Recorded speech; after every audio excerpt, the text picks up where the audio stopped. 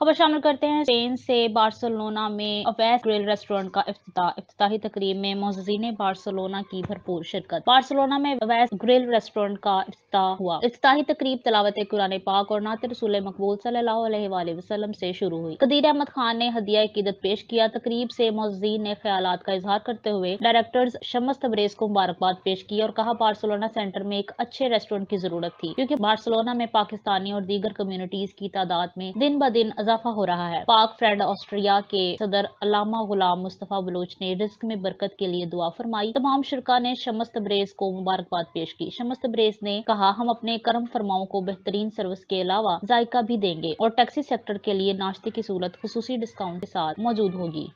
बिस्मिल्लाहिर्रहमानिर्रहीम। जैसे कि आज हमारे रेस्टोरेंट अवैस ग्रिल की ओपनिंग है और हमने ये बिल्कुल यहाँ पे स्पेन में और बार्सिलोना के ख़ास सेंटर में इसको ओपन किया है। और इस वजह से ओपन किया है कि बेशुमार हमारे पाकिस्तानी, जिसमें हमारे देसी लोग हैं, एशियन हैं, इंडियन हैं, बंगाली हैं और ख़ास तौर पे हम पाकिस्तानी कम्युनिटी यहाँ पे बहुत ज़्यादा हैं। तो इनका भरपूर इसरार था कि यहाँ पे हमारा कोई ऐसा रेस्टोरेंट हो जहाँ का खाना टेस्ट मज़ीद अच्छा हो।